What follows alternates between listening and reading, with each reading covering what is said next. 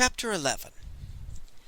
About an hour later, we were able to report to Master Li that there were 2 accessible turrets with good views of the castle and walls, and he explained to us that bandit gangs crossed through Chao at this time of the year to reach their mountain hideouts before the rainy season made the roads impassable, and Shi Hu's favorite sport was massacring bandit gangs. He leads his troops personally, and he's renowned for being out of the castle and on the attack within minutes, Master Li explained. The drawbridges are slow and cumbersome. I want to know whether or not he uses them, and my bet is that he has some other exit. We had nothing to do until evening except mingle with the distinguished guests. Master Li huddled with grief of dawn and sent her out wearing her dusty travel clothes, with a wicked dagger in her belt, and her bow over her shoulder, and her hair bound by a leather cord, apparently jerked from a broken bridle. Her hair clasp was polished like an emperor's adornment, and pinned to the front of her sweat-stained tunic, and if ever there was a wild warrior princess, it was Grief of Dawn. She was besieged by admirers. I got close enough to hear her explain, apparently Master Li's suggestion, that she was searching for her brother, who had been transformed by an evil shaman and was wandering through the woods in the form of a tiger, with his matching clasp around his furry neck. After that I couldn't get within 40 feet of her, so I wandered off. King Shi Hu's special people were all over, and Master Li got into a furious argument with the world's greatest astronomer about the direction of currents in the great river of stars during the rainy season. Neo-Changhangian epicycles and Falgungi asterisms and reverse chi concentration. I couldn't understand a word of it. I fled to the company of the most beautiful woman in the world and had a very interesting conversation. She had blonde hair and green eyes, and said she was a Greek from Bactria. She also said she was sick and tired of being kidnapped by one king after another ever since she had been 10 years old, and she would insist upon being buried standing up, because she never wanted to see another bed throughout eternity. I liked her very much, although there was a certain tightness at the corner of her eyes and mouth that argued against a close relationship.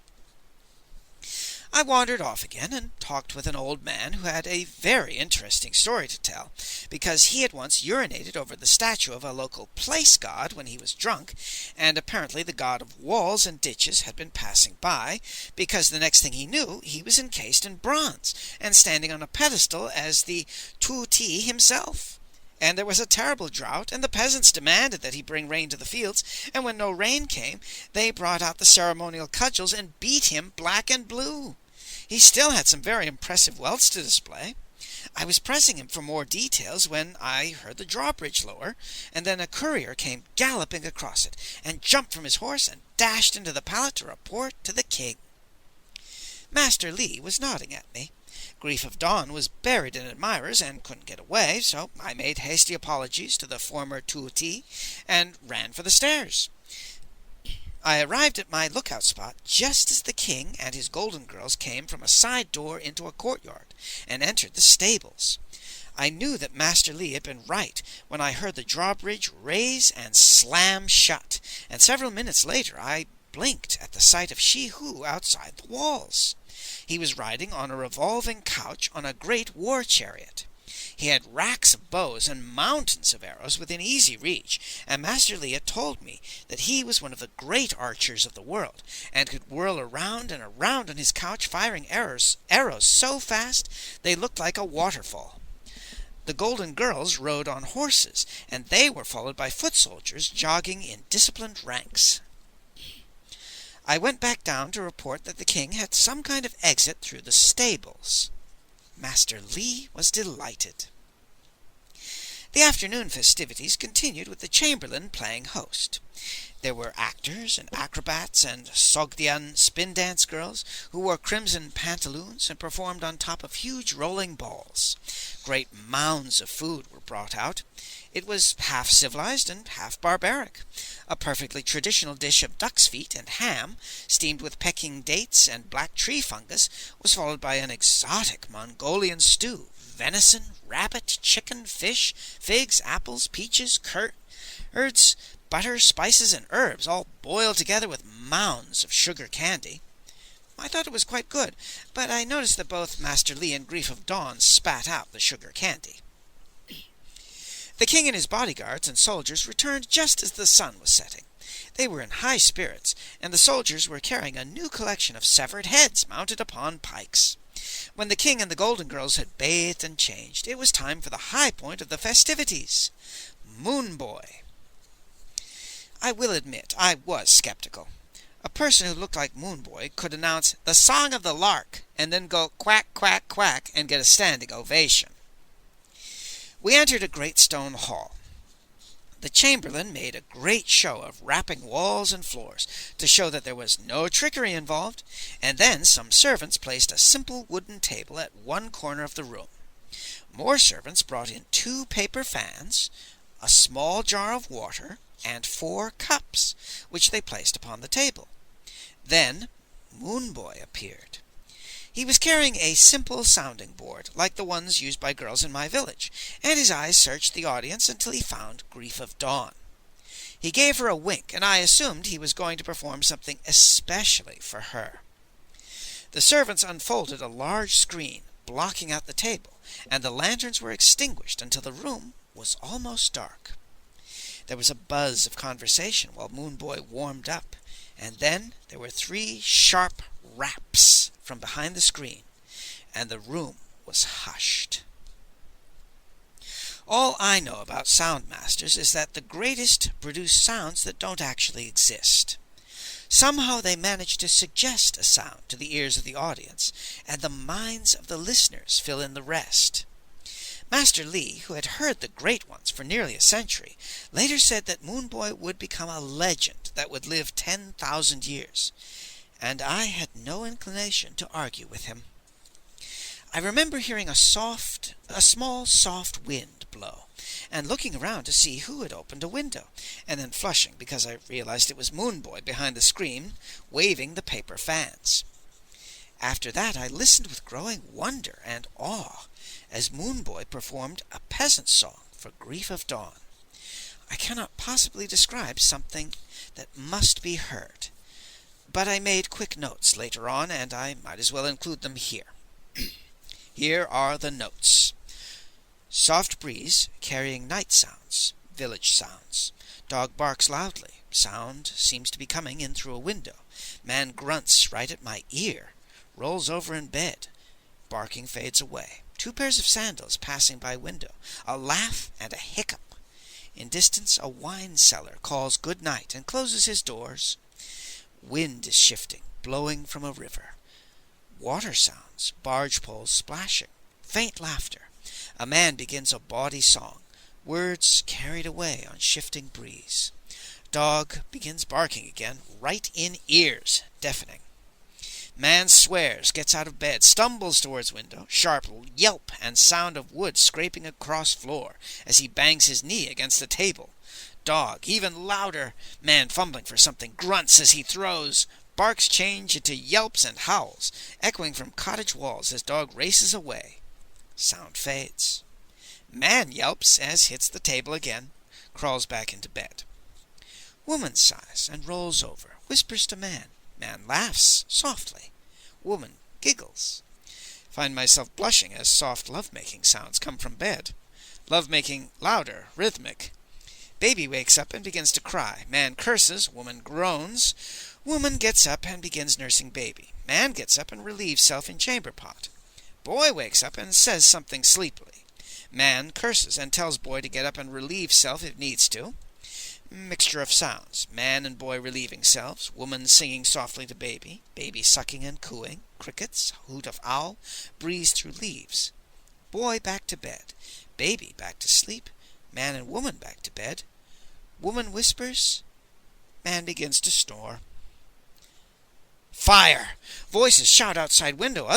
Voices join in. Everybody out of bed. Baby crying. Man yelps as hits table. Shouts out window. Voices say something about a barn. Feet milling around outside. Sound of doors opening and closing. Clank of buckets. Creak of windlass. Man yelps as hits table again. Sandals on. Runs outside. Clanks and splashes from bucket brigade. Flames hissing and roaring. Incredible confusion of sounds. People shouting. Horses neighing. Donkeys braying. Cattle and oxen lowing. Chickens squawking. Gates open and thunder of hooves as animals gallop out. Old man shouting, "My hay! My grain!" Woman screams about sparks on her roof. Something very strange. All sounds of the village seem to be lifting slowly into the air, twisting, turning, as though august personage of jade has reached down to China and picked up the village and is turning it this way and that in his hand. A slow, quiet, vast puff of breath, as though blowing the fire out. Animal sounds die down. Bucket and water and fire sounds die down. Shouting and screaming die down. Village settling back down to earth. One sound after another fading away. Boys' sounds fade away. Woman's sounds fade away. Man's sounds fade away. Baby cooing happily. Baby gradually fades away. Silence. 3 sharp raps. The lanterns are lit, the screen is pulled away. There is nothing but a table, and a sounding board, and 2 fans, and a jar of water, and 4 cups, and Moonboy, who clasps his hands together and bows. Grief of Dawn and I slipped away easily while the audience besieged Moonboy. I had the sacks and sticks and lanterns ready, and while we caught toads and lanternflies, she told me that it was a good thing we were getting Moonboy out of there, because the soft life was causing him to lose his voice, particularly in the high registers, and unless he could find some pretty boys who would give him a good run across the hills, he was going to be nothing but the best, as opposed to being supernatural. Well, he still seems to have a certain ability, I said weakly. She laughed and kicked me in the shins, and we made our way back with our bulging sacks. Master Li was waiting for us at the stables, which was a pity, because we couldn't stay and watch the Golden Girls. It was their turn to perform. The great lawn was as bright as day, with thousands of lanterns, and they were entertaining the guests with a hair-raising game of polo, which I had never seen before. It had been the rage at court ever since it had been imported from India. But I was not exactly an ornament of the court. The captain of bodyguards was particularly spectacular, because she thought nothing of crashing her horse into another one at 40 miles an hour, and as Grief of Dawn watched them, I could see that she was yearning for a sable uniform and a polo mallet. I dragged her away. We had time to decorate toad faces with a little white paint while we waited for Moonboy. At last he managed to pry himself away from the adoring mob, and he slipped through the shrubbery carrying a large backpack of clothes and jewels. The toad, as everybody knows, is one of the 5 poisonous animals, and is the beast of moon and night, and it spits vermilion dust that causes malaria, and is the confidant of the tortoise, the most devious and inscrutable of all living things. When toads have feasted upon Chinese lanternflies, their bellies swell to grotesque proportions, and since the lanternflies are swallowed whole, they continue to produce greenish flashes of light at 26 pulses per minute. The effect is quite startling. The effect is particularly startling when the green pulsing bellies are highlighting white-painted demon toad faces. If one adds ghastly ghost screeches from Moonboy, the result can be an experience that will remain with you for life. 100 of the hideous things hopped through the doors of the stables, and the screams of the soldiers and grooms were drowned out by the howls from the audience at the polo match. We stepped aside to avoid being trampled to death, and inside of a minute the stables contained nothing but toads and horses. We raced inside. The exit was easy to find because it was directly across from the king's war chariot. It was a wide tunnel sloping downward, and we grabbed torches. Master Li hopped upon my back, and we ran down the dark passage. The king would scarcely allow an open path for his enemies, of course, so the problem was going to be getting through the doors. The tunnel leveled as it started to run beneath the moat. Ahead of us was a huge iron door, and Master Li told me to stop. His eyes moved slowly over the walls. Rows of iron shields hung there. The centers of the shields bore strange emblems, and they protruded from the smooth surfaces. The emblems seemed to concern every subject from agriculture to the zodiac, and Master Li thoughtfully chewed on his beard. "I suspect sequence locks," he said. "The king rides down this passage on his couch on the chariot, and punches shields that form the code. That form the code to open the door. It's almost certainly set up so that the wrong code will cause an unfortunate result, which means that the king can remember it even if he's half drunk or half asleep. Probably a personal horoscope, or his lucky stars. Does anyone happen to know when he was born?" Nobody did, but Grief of Dawn said, "When he picked me up and put me on his lap, I noticed the amulet around his neck. It had the planetary symbol of Mercury." "Good girl!" Master Li rubbed his hands happily. "If the amulet means enough to him that he wears it permanently, the code may simply be characteristics of his guiding planet. Let's see if they're all here." He had me walk up and down the line while he hummed through his nose and studied weird symbols. Then he had me go back to the beginning. "We must hope he's used the Chinese system. If he's used a barbarian one, we can expect a 20-ton spike-studded iron plate to fall on our heads," Master Li said matter-of-factly. "The organ associated with Mercury is the spleen." I closed my eyes. Master Li reached out and punched the spleen symbol. Nothing happened, so I timidly made my way down the line of shields while Master Li punched symbols. "The taste associated with Mercury is salt. The color is black. The element is water. The parent element is metal. The child element is wood. The friend element is fire. The enemy is earth. The earthly analog is a stream. The celestial analog is a bear." As he punched the 9th symbol, the iron door slid open. We stepped through the opening to the other side, and Master Li reached out to another shield. "And the musical note of Mercury is 6th on the scale," he said complacently, and the iron door slid shut behind us. "Education is a wonderful thing," Moonboy said admiringly. "I should have paid more attention in school." "Master Li knows everything," I said proudly. Even Master Li was baffled when we reached the next row of shields. The tunnel was sloping up to an exit outside the walls, and another iron door confronted us. I could see no pattern at all to the symbols, and Master Li was clearly puzzled. "Strange," he muttered. "All but 3 of the emblems are symbolic of nature, and those 3 form no pattern at all. A sandal, a fan made of feathers, and an incense burner." We could be of no use to him. He had me walk back and forth along the shields. "This passage is his war route," the old man muttered. "Logically, he would use symbols that would concentrate his mind on battle. But what is militant about symbols for rain and sunlight and a variety of animals?" He muttered to himself for a while. "Visualize him," he muttered. "Shi Hu, king of Chao, riding in his war chariot upon a revolving couch with his golden girls behind him." He suddenly let out a whoop. "Ox, back to the beginning," he said happily. I trotted back to the first shield. "I should have seen it at once," said Master Li. "Shi Hu is remarkable in that his bulk requires him to fight while seated upon a couch. And has there ever been a mighty warrior before him who did the same thing?"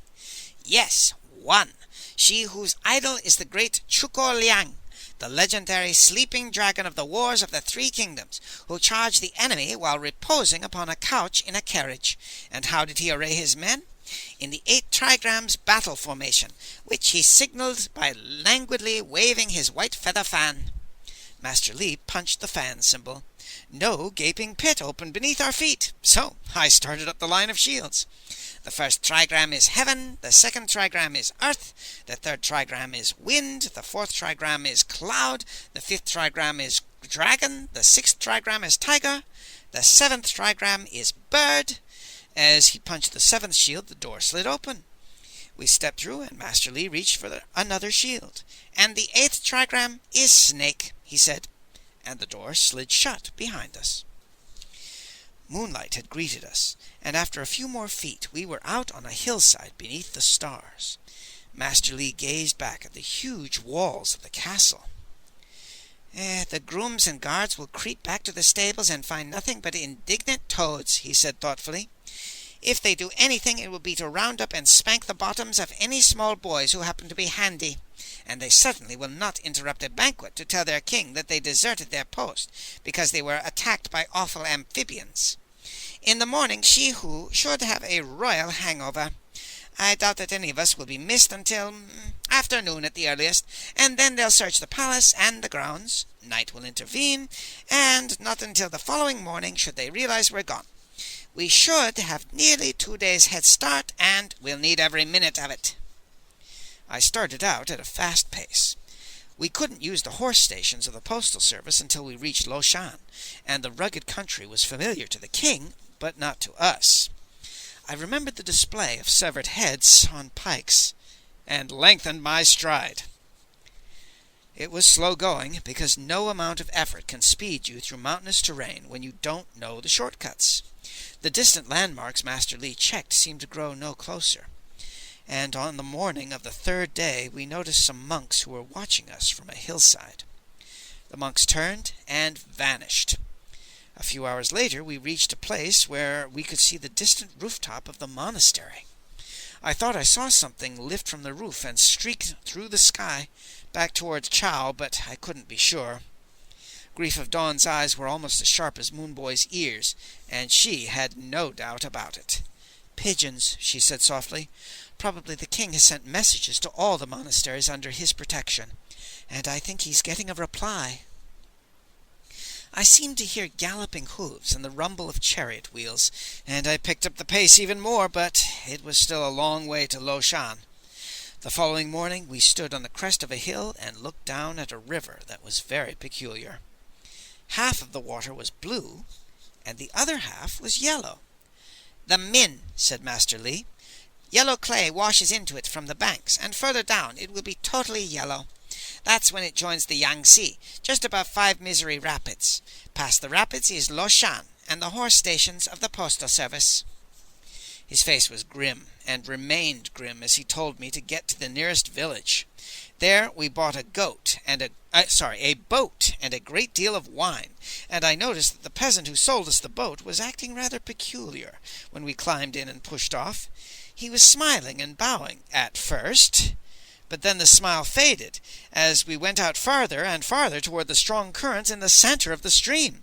Then he began to shout and wave his arms, and he tried to run after us as we reached the current and started rapidly downstream. The last I saw of him, he was on his knees making shamanistic gestures to release him from guilt. "The perils of 5 Misery Rapids are greatly overrated," Master Li said calmly. "At least when you compare them to the perils of an angry Shi-Hu and his golden girls. We shall, however, take a few precautions, and this is the first." With that he tossed the oars overboard. I yelped in dismay, and he tossed the pole overboard. "Temptation," Master Li said. "If we had poles or oars, we'd be tempted to use them, which would be suicidal. The second precaution is to get stinking drunk, and that, my children, is an order." Master Li opened wine jars. Moonboy hoisted his enthusiastically, and Grief of Dawn and I did so dutifully. The water helped. Blue and yellow were blending in dizzying patterns, and in no time my head was spinning. Master Li and Moonboy were quite mellow when we heard the sound, and Grief of Dawn and I were reeling. The sound was the roar of the Yangtze. Our little boat shot out into the great river and hit a current like a brick wall, and spun around and began to race downstream. It was bouncing up and down like a bucking pony, and I was drunk enough to giggle at first. Then I saw what was coming at us, and I stopped giggling and gasped and gaped in horror. The water strikes Yangyu rocks with enough force to send spray like a woman's hair flying 60 feet into the air. I discovered that my empty hands were frantically rowing imaginary oars, and Grief of Dawn was shoving with a non-existent pole. I watched a log float out to the safe water we were trying to reach. Then the current caught the log full force and drove it into jagged rocks just beneath the surface, and 2 splintered pieces shot out and flew through the air and smashed 10 feet up a sheer cliff at the bank. Our little boat, meanwhile, dashed straight toward Yen Yu, hit the backwash, skidded around the sharp stone corners, and plowed through the woman's hairspray without suffering a scratch. Grief of Dawn and I grabbed for fresh wine jars.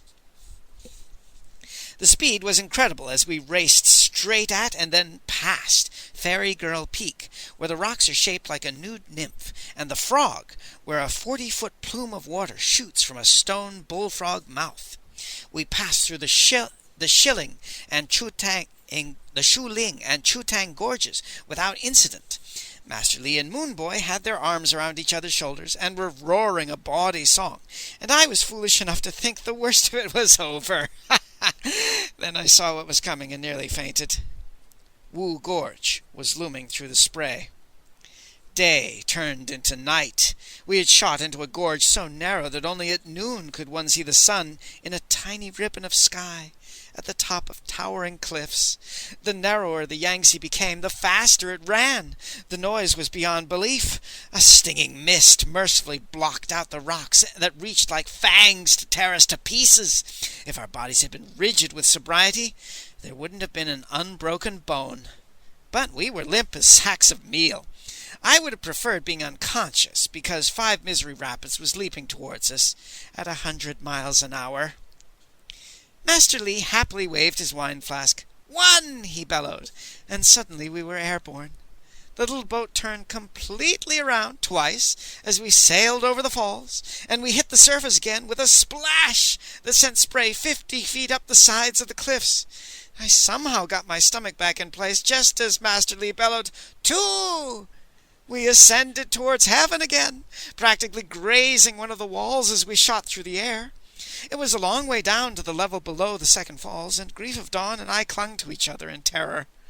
No sooner had we landed and scraped ourselves up from the deck than we felt our stomachs say farewell again.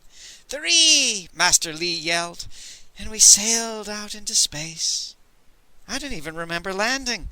"4!" Master Li yelled, and I opened my eyes to discover we were headed somewhere in the direction of Venus. The boat spun around as we descended, and we landed backward, which allowed me to notice that we had missed a rock like a 50-foot saw by 2 inches. The boat spun around. Now I could see that we were hurtling toward the narrowest part of the gorge, and I stared at a spume of water that was wrapped in rainbows as it shot 100 feet out into nothingness. We joined the spume. 5! Master Li bellowed. I realized that we were flying from Wu Gorge, sailing into 1,000,000 acres of bright blue sky.